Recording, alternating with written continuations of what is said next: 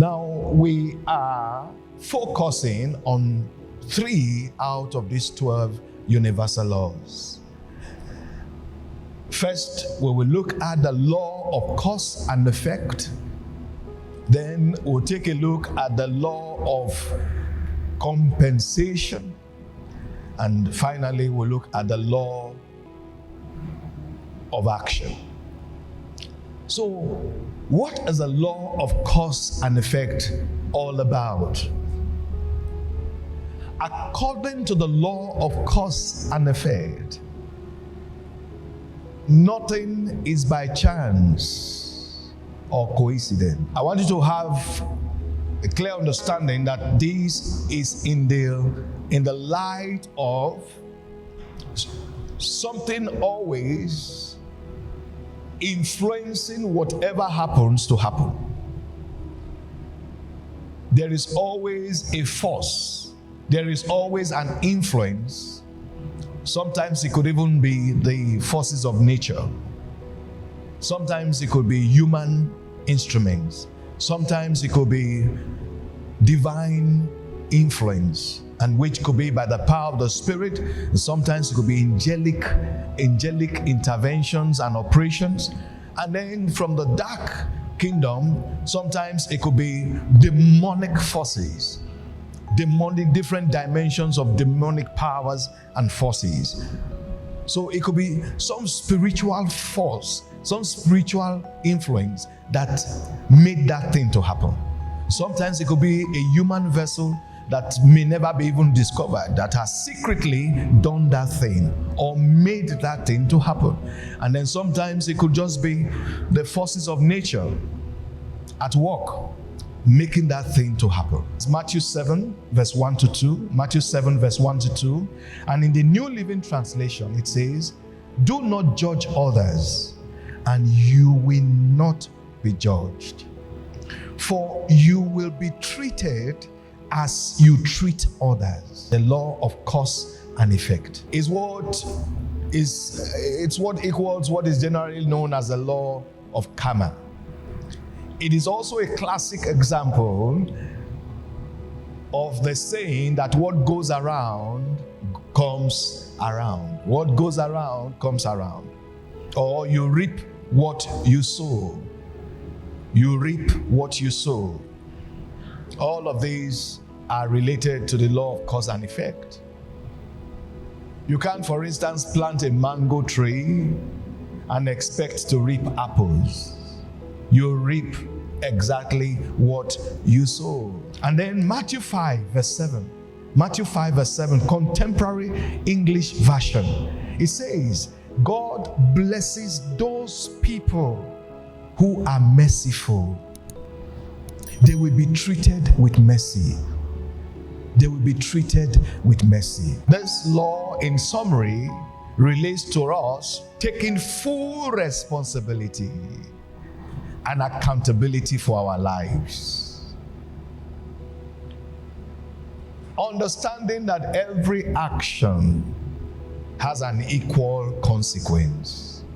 Every action has an equal consequence. Understanding that what we sow is what we will eventually reap. Is what we'll eventually reap.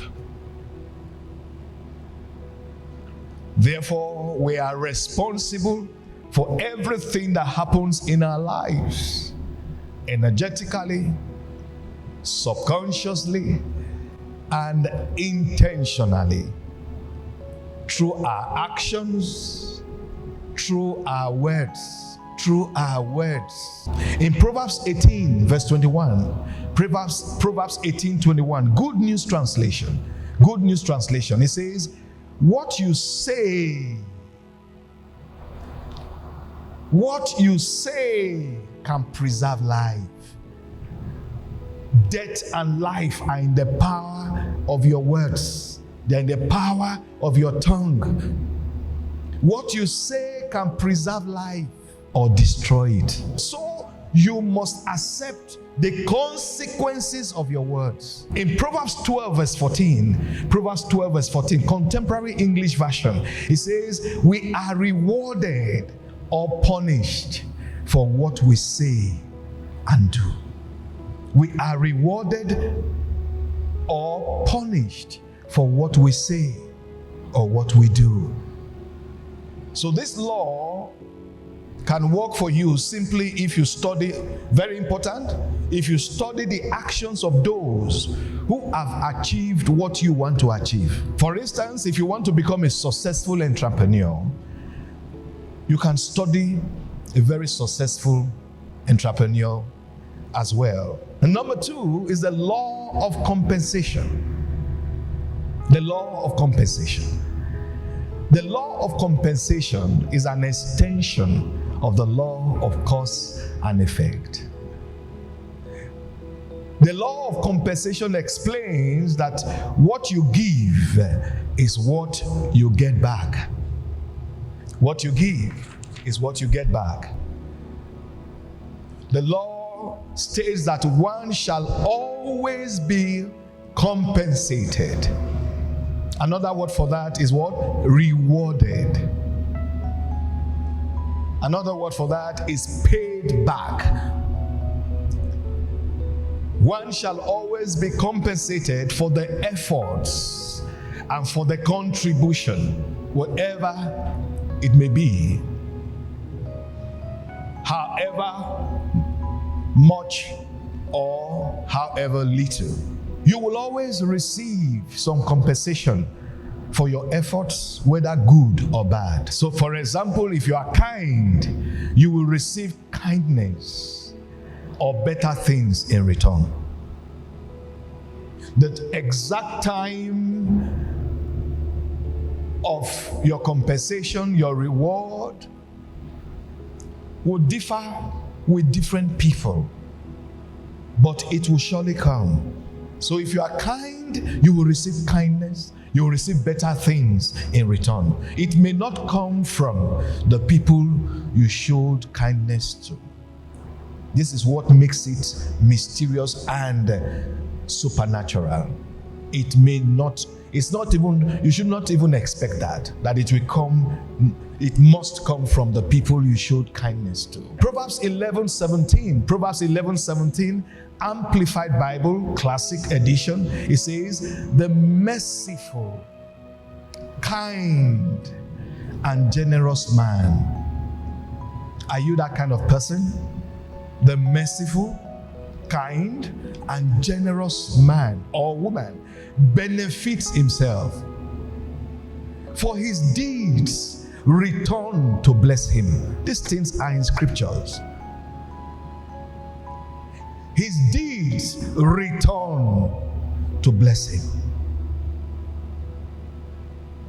When it begins to happen later, people will say, people who have always known you will say, you see, the good things he had done, she had done with so many people in the past is what is happening to him now. And the next thing you hear, one common expression, people will now say, God is faithful. God is faithful. Because they have seen, someone being properly rewarded for the good seeds that were sown in the past. It says, the merciful, kind, and generous man benefits himself, for his deeds return to bless him. But he who is cruel and callous to the wants of others brings on himself retribution. You can now understand why those who give anonymously still reap the reward. You can now understand why people who do good secretly still reap the reward. So anything you are doing secretly that is good, please keep it up. Because it's God that is going to influence, circumstances to ensure that good thing you have been doing secretly is rewarded positively in the process of time. It's God that has the responsibility It's Matthew 7, verse 2. The standard you use in judging is the standard by which you will be judged. The law of compensation.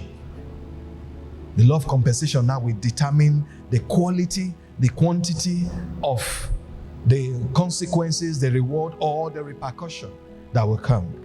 Proverbs 11:31, it says, a Good News Translation, it says, those who are good are rewarded here on earth. Is in the Bible. It's not only when we get to heaven. It's not only from the judgment seat of Christ after the rapture. That is a moment of reward. But the Bible tells us that there is a dimension of reward that comes here on earth. And so you can be sure that wicked and sinful people will be punished. Wicked and sinful people will be punished.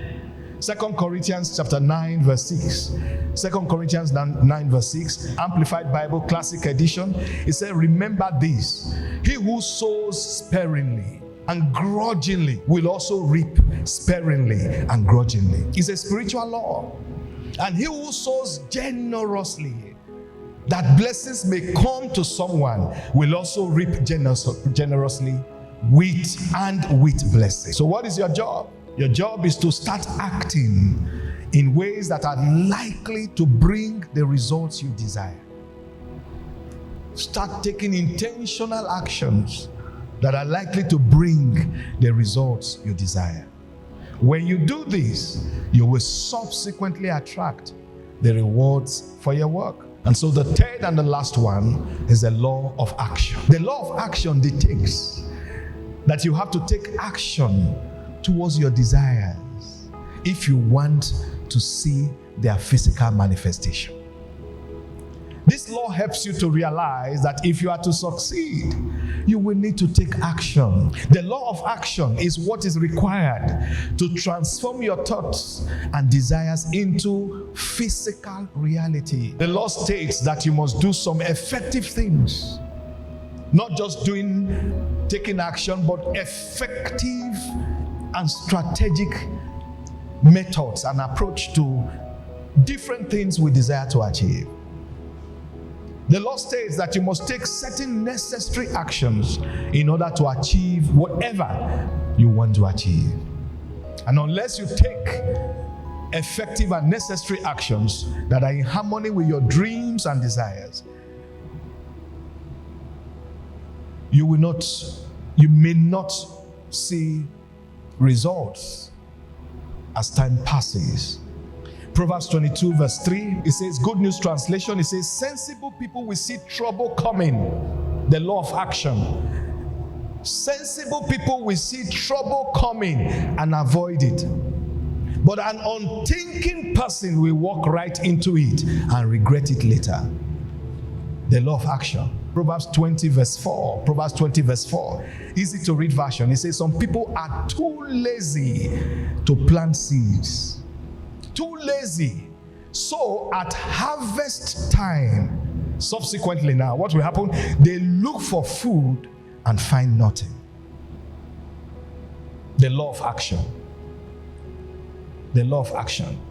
Just thinking about something and talking about it is different from actually following through with it. So what must you do going forward? You have to take inspired, actionable steps towards what you want.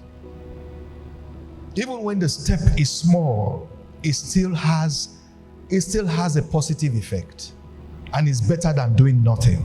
And take note of this. If you have already done a very sound appraisal, brainstorming, research, consultation, and then you have found out what is best to do. Now, if you take steps, you take action, and you fail, the fact that the action you took was based on a well-researched and thought out consideration. You didn't just act anyhow, but you took the most informed decision. Now, if you take the best and the most informed decision and you fail, you're on the right path. You're on the right path. And if you are persistent your success will eventually show up. And you see, there's an advantage that comes with these laws. Let me tell you this now, as we are closing. There is a reward for hard work. It's in the scriptures, all over the scriptures. There is a reward for hard work. When you put in serious effort and then wisely, you ensure that you are acting intelligently. Not just putting in effort, but you are taking the most intelligent, step to achieve that thing. There is a reward, a grace that will come from God to honor the intelligent and determined efforts you have made.